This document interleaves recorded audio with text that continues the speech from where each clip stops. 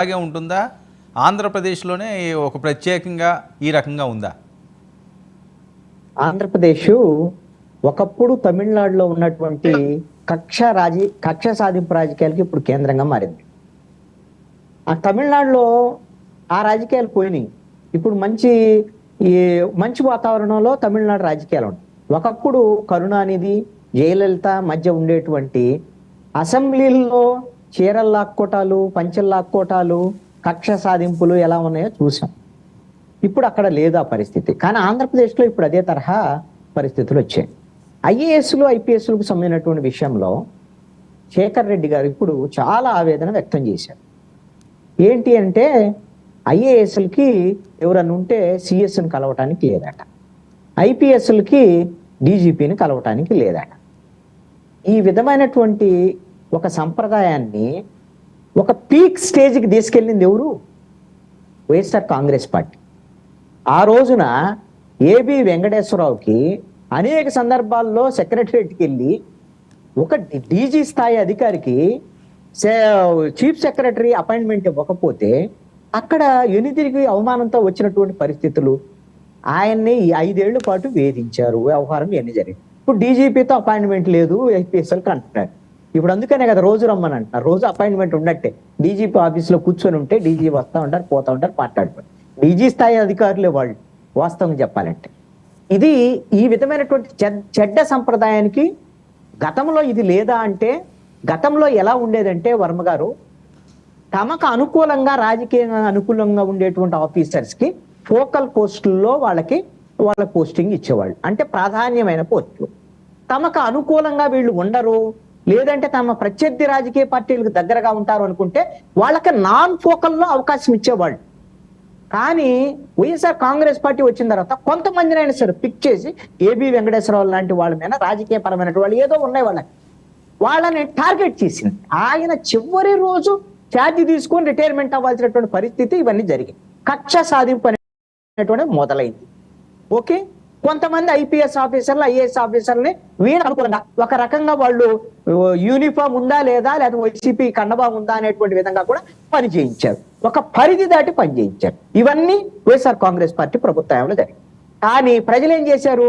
ఇలా చెయ్యటం తప్పు వైఎస్ఆర్ కాంగ్రెస్ పార్టీ అని మొన్న ఎన్నికల్లో తీర్పిచ్చేశారు. వైసీపీ ఇది తప్పులు చేసింది, ఈ విధంగా చేయటం తప్పు, కాబట్టి మీకు 11 సీట్లు చాలు, జగన్మోహన్ రెడ్డి తప్పులు చేశాడని వాళ్ళు నిర్ణయించి ఈ విధమైన తీర్పిచ్చారు. మరి ఇప్పుడు ఈ ప్రభుత్వం ఏం చేయాలి? గత ప్రభుత్వం ఏదైతే తప్పులు చేసిందో వాటిని చెయ్యకుండా ఉండాలి. ఇప్పుడు వాళ్ళు ఒకళ్ళో ఇద్దరినో లేదా 5గురినో 6గురినో లూప్ లైన్ లో పెట్టి సస్పెండ్ చేసి లేకపోతే కేసులు పెట్టి వేధిస్తే వీళ్ళు 16 మందినండి. దాంట్లో 2-3 డీజీలు ఉన్నారు, 4-5 అడిషనల్ డీజీలు ఉన్నారు, 3-4 డిఐజీలు ఉన్నారు, ఎస్పీలు వరకు అండి. 16 మంది ఈ రోజున ఉన్నటువంటి కొద్ది మంది ఐపీఎస్ ఆఫీసర్లు 16 మందిని నువ్వు పోస్టింగ్ ఇవ్వకుండా కూర్చోబెట్టి ఎవరి జీతాలు ఇచ్చేది వాళ్ళకి జీతాలు ఇవ్వాలండి. ప్రభుత్వం జీతాలు ఇవ్వటం అనేది రాష్ట్ర ప్రభుత్వం వాళ్ళ వెయిటింగ్ లో ఉంచినా ఇవ్వాల్సిందే. ఎవరి ప్రజలకు సంబంధించినటువంటి డబ్బులు. నేనేమంటానంటే నిజంగా మీకు వాళ్ళు వైఎస్ఆర్ కాంగ్రెస్ పార్టీకి అనుకూలంగా ఉండేవాళ్ళు వైసీపీకి ఇది చేశారు, లేదా వైసీపీ తరఫున పనిచేశారు అంటే వాళ్ళ మీద ఏమైనా ఛార్జెస్ ఉంటే, కంప్లైంట్లు ఉంటే కేసులు పెట్టండి.